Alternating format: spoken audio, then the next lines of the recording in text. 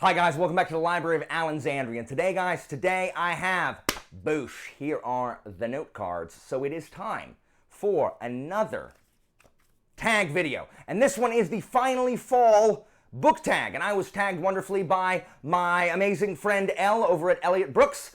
And, you know, I have been tagged in other things prior to this. I have a whole line of tags that I need to do. I don't know what happened. I got behind on tags. Like, you try to catch up on one thing and I'm behind on this other thing. Guys, who knows? Just understand that I am the booktuber who is perpetually behind schedule. But I'm doing this one because very soon it will not be fall anymore, and therefore this will serve no purpose. Last time I did a tag, I was at my desk, and so the booshes were very subdued. Boosh, boosh, boosh. Here I have returned to my, my filming room, and so booshes galore. So let's go ahead and get this started. It is only 10 questions, so without wasting any more time, Let's get down to business. let's go ahead and do the Finally Fall book tag. All of these prompts have something to do with fall, which is weird because I don't actually like fall that much. I don't like fall. I hate winter. Winter sucks. Fall is second worst, and then I like spring and I like summer the best because I am not at school, and even though it's hot, and that's fine. I'd rather be hot than cold any day. And please spare me but Alan, you can put more clothes on. You can't take more. Stop. Like every time I say that, someone gives that argument. I don't care. I don't want to wear more clothes. I don't like bundling up in the house. I do not like putting on layers. I don't like sleeves, period. And I certainly don't like having to, pile crap on just to hang out in the house. And certainly not, no, I don't like it. I'd much rather be hot and just, survive. Anyway, number one. In the fall, the air is crisp and clear. Okay. In the fall, the air is crisp and clear. Name a book with a vivid setting. What does that mean? Vivid setting? Like a bright setting? A very memorable setting? I'll say a book that I just recently read, Blackwing by Ed McDonald. It has a pretty, it's not vivid if you use vivid as in bright, brightly colored, but it is very memorable. It's like a post-apocalyptic thing, and there's these, 5 wizards that are kind of known to be gods, and they're fighting these other godlike characters, and, there's little pockets of civilization all behind these walls, and there's the expanse of nothing where everything's madness. I don't know what it's called. I've forgotten already. But that area where everything's been blighted, and it's very like steampunky, but also Borderlands-y technology, and also feels kind of Wild Western. And the magic they use is light. They absorb light and burn pop a light bulb when they cast their powers. So that's a pretty cool setting. I certainly remember it, even if I can't remember the name of everything, which I just looked up. It's called The Misery. That whole place is called The Misery. So Blackwing, boosh. Number 2, nature is beautiful, ... but also dying. Name a book that is beautifully written but also deals with a heavy topic like loss or grief. These questions are too long. But I will say The Long Price Quartet, especially The Price of Spring. The Price of Spring is the closing book of The Long Price Quartet that just deals with all of the build-up and the consequences of the choices made over the first 40 years of these people's lives. And there's a lot of loss, and there's a lot of grief, and a lot of sorrow. It's a very sorrowful book. It is at the same time both hopeful and sad. It's just exceptional. Daniel Abraham's prose is fantastic. It is very evocative. It does exactly what it needs to do. The dialogue and the characters are written so well. It is a fantastically written book and handles the kind of the grief and loss better than most fantasy books, better than any fantasy book I can think of right now. I think they're absolutely fantastic. If you haven't read The Long Price Quartet, if you haven't heard me talk about The Long Price Quartet, you just need to read it. Just read it. It's so good. Boosh. I'm sniffling. I think I'm getting sick again. No! Fall, number 3. Fall is back to school season. Ain't that the truth? Share a nonfiction book that taught you something new. It's gonna be about the Romans. So the most recent nonfiction book I read was The Fall of Carthage by Adrian Goldsworthy, about the Punic Wars. And, I learned new stuff about the Punic Wars every time I read another nonfiction book about the Romans and the Greeks. It teaches me, stuff I didn't know before. I just read a big chunk of Anabasis by Xenophon to write my lecture about the 10,000 and the march after they're trapped in Persia, lose their employer, have to march through hostile frozen winter Persia to get back. So I learned a ton about that. Any of the books like Rise of Athens, Anabasis, Thucydides, and the Peloponnesian War, that teaches me new stuff because my specialty is with the Romans and Latin. But I've just learned a ton about the Greeks over the last 3 years teaching my classical studies class that I did not know before because even still, I still prefer the Romans to the Greeks, but I'm getting a new appreciation for the Greeks because they got some weird stuff going on in their history, man. You can't write some of this stuff. So, Rise of Athens, Anabasis, and Fall of Carthage. Boosh. Number 4, in order to keep warm, it's good to spend some time with people we love. Name a fictional family, household, friend group you'd like to be a part of. 2, boom, the greatcoats, because I would love to wear a greatcoat that just has pockets and bone plates that block swords, and I would love to be part of the traveling magistrates bringing justice, even though everyone hates you. It's very much like the other one that I want to be part of, which is the City Watch, and serve under Commander Vimes, and, be a copper and stop the crooks in Ankh-Morpork, and, have everyone hate you. So I really just want to be part of a group that brings justice that everyone hates me. That's what I want to do. So the Greatcoats or the City Watch, because again, they are friends, surrogate families. They are close, and the relationship between them is really one of the things that makes both of those books special. Boosh. Number 5, the colorful leaves are piling up on the ground. Not here. In Florida, we do not actually have a fall season, really. It's green, and then it's just dead. There's no colorful leaf changing. Show us a pile of fall-colored spines. No. How about that one? No, I'm not going to do it. So you can see some red books right there. It's like 3 shades of red and orange. Heirs of the Blade, book 7 of the Shadows of the Apt, and then next to it, the Air War, book 8, and then War Master's Gate, book 9 of Shadows of the Apt. You can see that they're green. Over here, you can probably see behind Luffy, next to Luffy, yeah. Time of Courage, it is reddish and orangish. What else? Blackwing, this is fallish color. That's it. I don't have anything else to give you, so I hope that I don't have a pile. I don't want to take them off my shelf. Yeah, there you go. Some fall-colored spines. That was a boosh. That's what that one gets. Number 6, fall is the perfect time for storytelling by the fireside. Share a book wherein somebody is telling a story.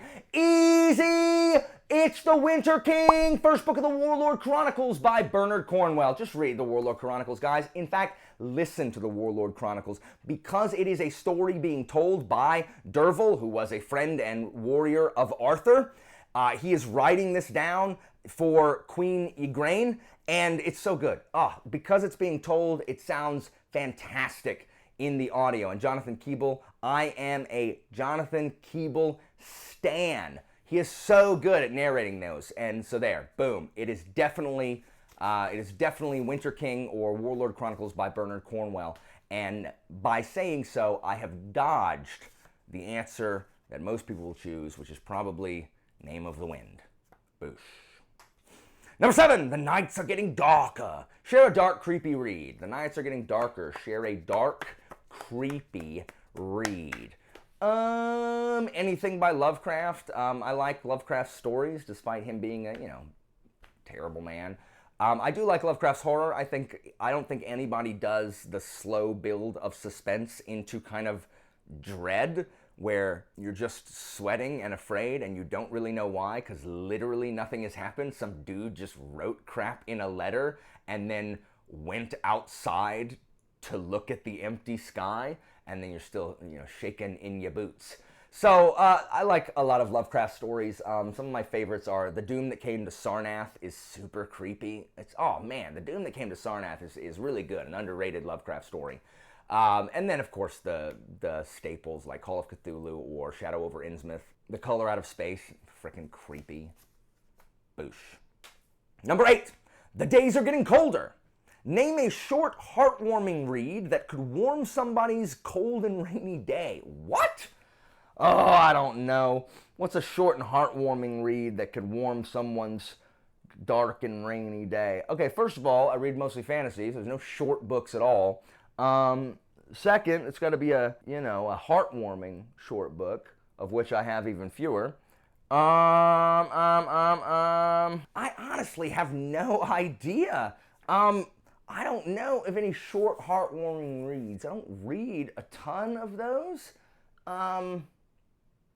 Not sure I ever have, unless Guards, maybe. Read Guards. That'll make you happy. It's not super short. You could read, any of the short things that I've read are not super heartwarming. So they're not going to keep you warm at all. You could read, Cicero's Catilinarian speeches, talk about what a terrorist Catiline is, I guess. I don't know. I don't know. I don't have an answer. I hate not being able to answer, but I literally do not know. What is a short, heartwarming read? Oh no! Okay, this is a play called Ghost-Writer by Michael Hollinger. And it is short, and it is pretty heartwarming. It is about Henry James and his relationship with his essentially stenographer, his secretary, his amanuensis, who is essentially, it's just a record keeper, secretary kind of thing. And it is about, can you, if you know someone really well, can, you still write just like them even if they're not there? It's just about the nature of creativity and where inspiration and creativity comes from.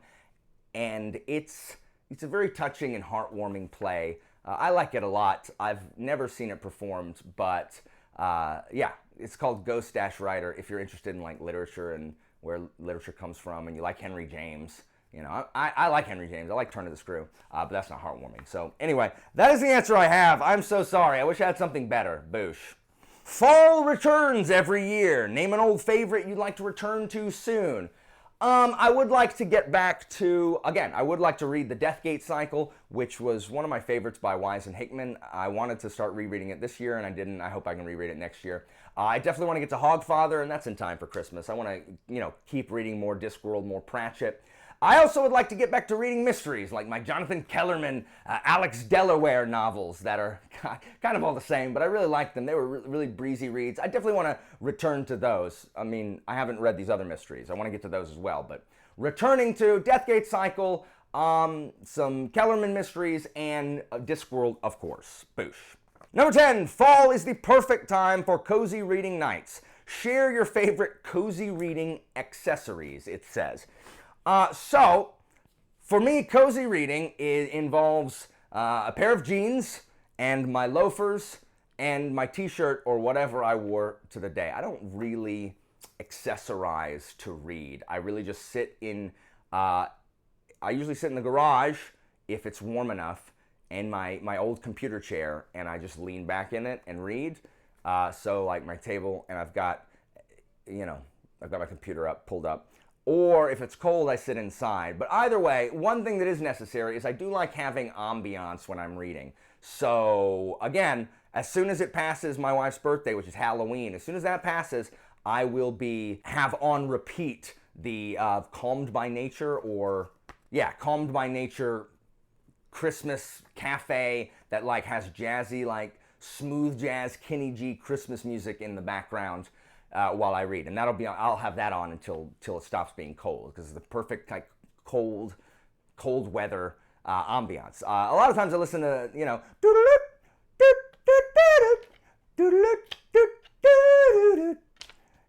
the Hobbit Shire music, but it's too, like, if it doesn't feel like cold music. And I always listen to like rain, like when it's raining and jazzy. This Christmas one, it's raining, but it's like Christmas jazzy.